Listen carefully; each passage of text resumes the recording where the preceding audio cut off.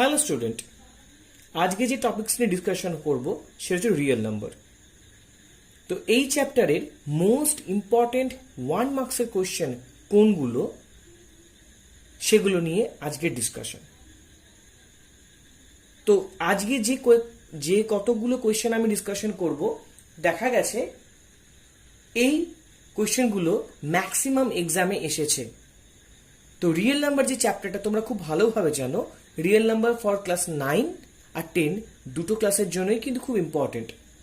তাই আজকে আমার এই ভিডিওটা প্রথম থেকে শেষ পর্যন্ত দেখো, কারণ প্রত্যেকটা কোশ্চেন আমি দেব আর তার সলিউশন আমি করে দেখাবো। তো first question is that the decimal expansion of the rational number 43 by 2 to the power 4 into 5 to the power cube। এই কোয়েশ্চেনটাতে আমাদের একটাই টার্গেট থাকবে, ডিনোমিনেটরে 10 এর মাল্টিপল আনতে হবে।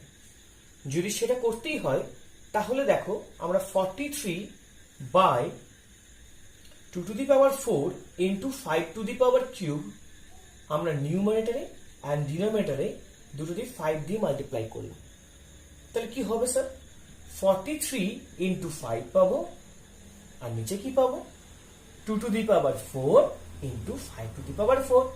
আর এই স্টেপটা হয়ে যাওয়া মানে অঙ্কটা 90% হয়ে যাবে। মানে কি, ওপরে দেখো মাল্টিপ্লাই যদি করি তাহলে we will get 215 by 2 into 5 whole to the power 4। তাহলে খুব সিম্পলি দেখো এখানে হয়ে যাচ্ছে 215 বাই 1 2 3 4। Answer will be 0.0215। অঙ্কটা লিখে নাও, সলভটাও কপিতে করে নাও। আমি নেক্সট অঙ্কে যাব।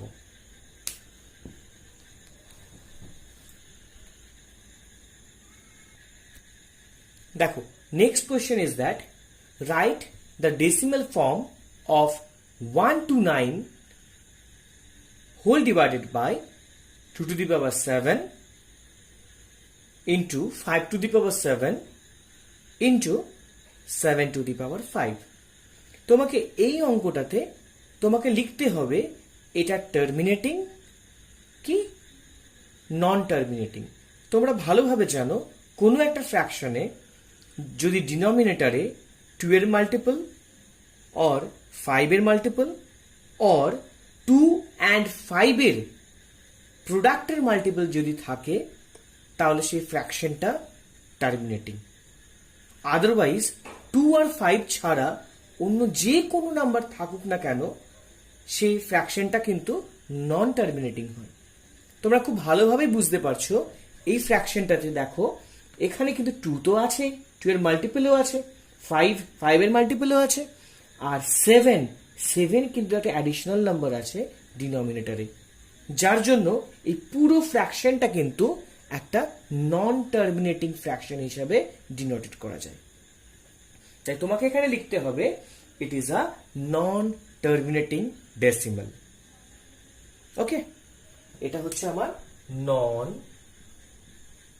টার্মিনেটিং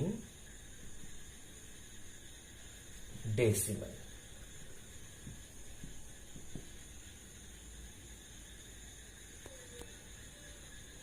দেখো, এখন হচ্ছে থার্ড কোশ্চেন। থার্ড কোশ্চেনটা কি? Express 98 as product of its prime. মানে 98 কে তার প্রাইম নাম্বারস দিয়ে রিপ্রেজেন্ট করতে হবে। কি করে করা যায়? খুব ইজি, কিচ্ছু চাপ নেই। 98 কে যদি আমি স্প্লিট করি 2 দিয়ে তাহলে পাবো 49 and then 7। That means 98 equals to 2 into 7 into 7. That means 2 into 7 square, and that is your expected answer.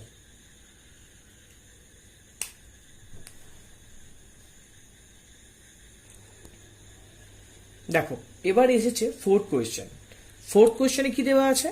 Find the LCM of numbers whose prime factorization are expressible as 3 into 5 square and 3 square into 7 square. এখানে দুটো number দেওয়া আছে, এটা একটা number, ওটা একটা number. এই দুটো নাম্বারের আমাদেরকে এলসিএম বার করতে হবে। তো এলসিএম বার করার রুলস আমরা মনে হয় সবাই অনেকটাই জানি।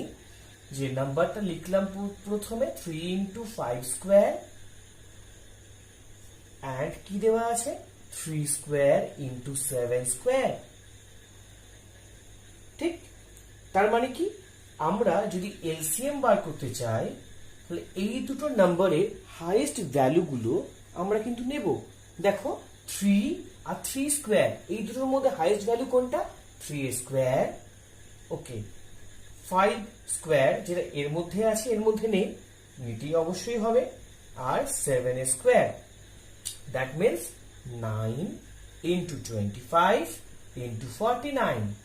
I think it will gives 1, 1, 0, 2 and 5.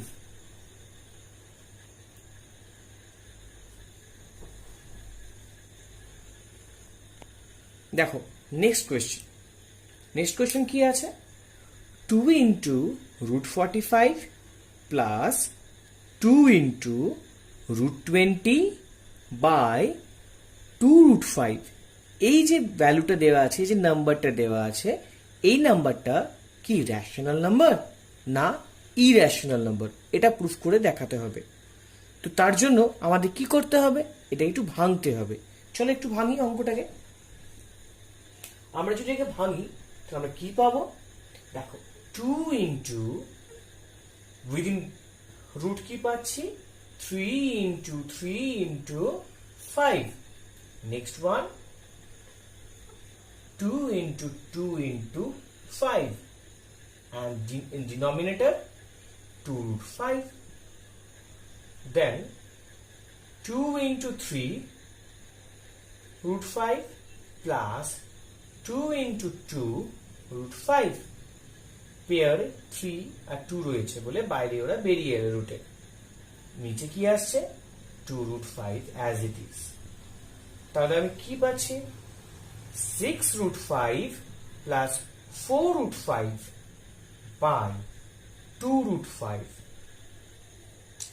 আমি পাচ্ছি 10 root 5 by 2 root 5। 5 root 5 cancel, 2 5s are 10, that means 5, and you know that 5 is a rational number। তার মানে হচ্ছে এই যে অঙ্কটা দেওয়া আছে এই পুরো ভ্যালুটা একটা rational number. That means answer will be this is a rational number. Next question হচ্ছে, দেখো এই কোয়েশ্চেনটা কিন্তু অনেকবার শুধুমাত্র ক্লাস 9 আর 10-এ কিন্তু নয়, এর আগেও তোমরা কিন্তু করেছো, একটু মনে করে দেখো। কিন্তু এই কোয়েশ্চেনটা তবুও ক্লাস 9 আর 10-এ কিন্তু আসে মাঝে মধ্যে। তো কোয়েশ্চেনটা কি হচ্ছে, HCF of 45 and 105 is 15। মানে 45 আর 105 এর HCF হচ্ছে 15। You have to find out the value of the LCM of the given numbers। HCF এর ভ্যালু দেওয়া আছে, দুটো নাম্বারও দেওয়া আছে, তোমাকে বার করতে হবে the value of LCM। তার জন্য একটা ফর্মুলা আমরা ইউজ করি যেটা অলরেডি তোমরা জানো মনে হয়, that is LCM into HCF equals to first number into second number। কখনো কখনো এইটাকে প্রোডাক্ট অফ দ্য নাম্বারসও বলা হয়।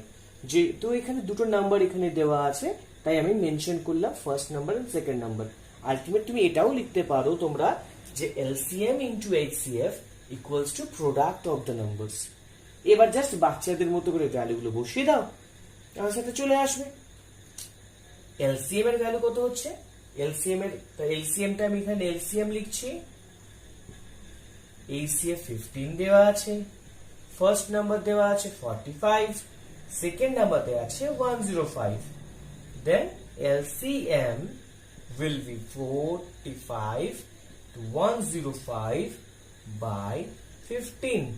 15 3s are 105 45, then 3 into 105 করলে তোমার এলসিএম এর ভ্যালুটা চলে আসবে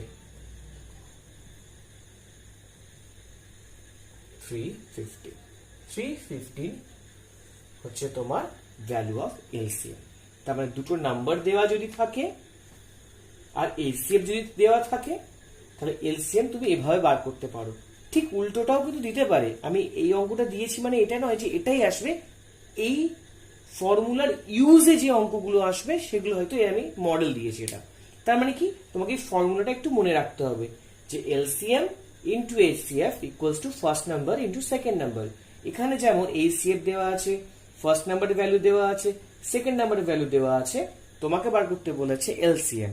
উল্টোটাও হতে পারে যে এলসিএম দেওয়া আছে, এই দুটো দেওয়া আছে, তখন এইচসিএফ বার করতে হবে, তখন কিন্তু সেম প্রসেসই করতে হবে। এটাও হতে পারে এলসিএম দেওয়া আছে, এইচসিএফ দেওয়া আছে, ফার্স্ট নাম্বার দেওয়া আছে, সেকেন্ড নাম্বারটা বার করতে বলেছে, তখন কিন্তু কি করতে হবে এলসিএম এর ভ্যালু লিখলে, এইচসিএফ এর ভ্যালু লিখলে whole divided by first number করলে পরে তুমি সেকেন্ড নাম্বারটাকে পেয়ে যাবে। এটাও হতে পারে প্রোডাক্ট অফ দ্য নাম্বারসটা পুরোটা দেওয়া আছে, মানে দুটো নাম্বারে আমরা যেখানে ইন্ডিভিজুয়াল নাম্বার পেলাম, হয়তো এটা হতে পারে দুটো নাম্বারের প্রোডাক্ট একবারই দেওয়া আছে আর এইচসিএফ দেওয়া আছে, তোমাকে এলসিএম বার করতে বলেছে। তখন কি করব, LCM equals to product of the number by HCF করলে আমি এলসিএমটা কিন্তু পেয়ে যাব।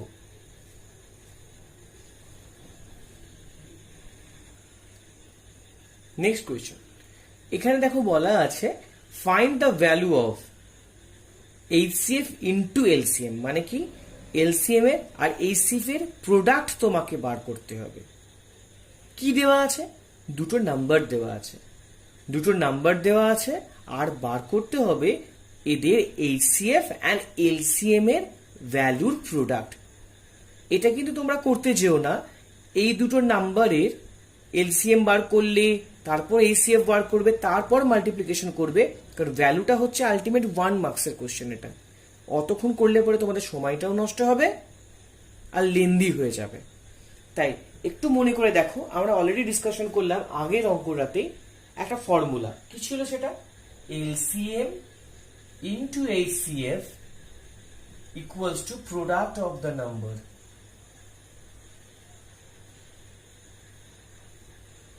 তাহলে আমি যদি প্রোডাক্ট অফ দ্য নাম্বারস বলতে 100 ইন্টু 190 করি, যে আনসারটা পাবো এটাই হচ্ছে তোমার এলসিএম এন্ড এইচসিএফ এর ভ্যালুর প্রোডাক্টের আনসার। তাই আমাদের টাইমও বেঁচে গেল আর ইজি ওয়েতে হয়েও গেল। তাই ফর্মুলাগুলো জাস্ট একটু মনে রাখার চেষ্টা করো, প্রত্যেকটা অঙ্কে কিন্তু ইউটিলাইজেশন হচ্ছে। চলো নেক্সট অঙ্কে যাই। দেখো নেক্সট কোয়েশ্চেন, নেক্সট কোয়েশ্চেনে কি বলা আছে, without actual division classify the following numbers into terminating and non terminating decimals.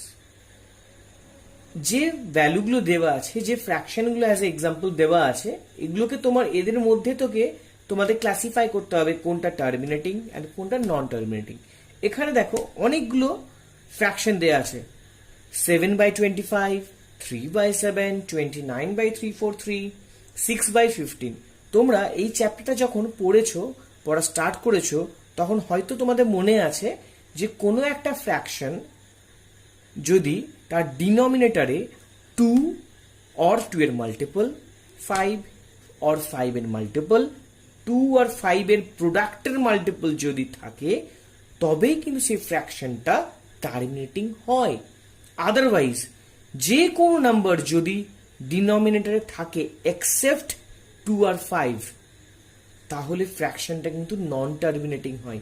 এমনকি কোনো একটা ফ্র্যাকশনে যদি ডিনোমিনেটরে 2 আছে, 5 আছে, এর সঙ্গে যদি আর অন্য নাম্বারও থাকে তাহলেও কিন্তু ফ্র্যাকশনটা নন টার্মিনেটিং হয়। ওকে, যেমন 7/25, দেখো ডিনোমিনেটরকে যদি আমরা স্প্লিট করি তাহলে আমরা পাবো 5 into 5, দ্যাট মিনস শুধুমাত্র 5 আর 5 এর মাল্টিপল আছে, তার মানে ফ্র্যাকশনটা কিন্তু একটা টার্মিনেটিং ডেসিমাল। নেক্সট হচ্ছে 3/7। 3/7 যে ফ্র্যাকশনটা রয়েছে এর ডিনোমিনেটর শুধুমাত্র 7, সেখানে 2 নেই, 5 নেই, এদের মাল্টিপল নেই, শুধুমাত্র 7 আছে, তার মানে সেটা একটা নন টার্মিনেটিং ডেসিমাল। 29/343। 343 কে যদি আমরা স্প্লিট করি আমরা দেখতে পাবো এর মধ্যে 2 তো নেই, 5ও নেই। ওকে, তার মানে কি আমরা এই ফ্র্যাকশনটা নন টার্মিনেটিং হিসাবে ট্রিট করতে পারবো। ঠিক একইভাবে বাকিগুলোও তোমাদেরকে একটু করে দেখতে হবে। এটা মনে রাখবে, তোমরা যখন করবে কপির রাইট সাইডে শো করতে হবে যে ডিনোমিনেটর স্প্লিটিংটা, ডিনোমিনেটরকে তোমরা স্প্লিট করবে প্রাইম ফ্যাক্টরাইজেশন মেথডে, সেটা শো অফ করে দেখাতে হবে। ওকে, করে দেখিয়ে নিয়ে নিজেও বুঝতে পারবে যে তুমি কি কি পেলে।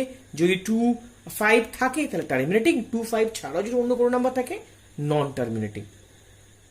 ঠিক আছে, এই তো গেল আমার এই কোয়েশ্চেনটার আনসার।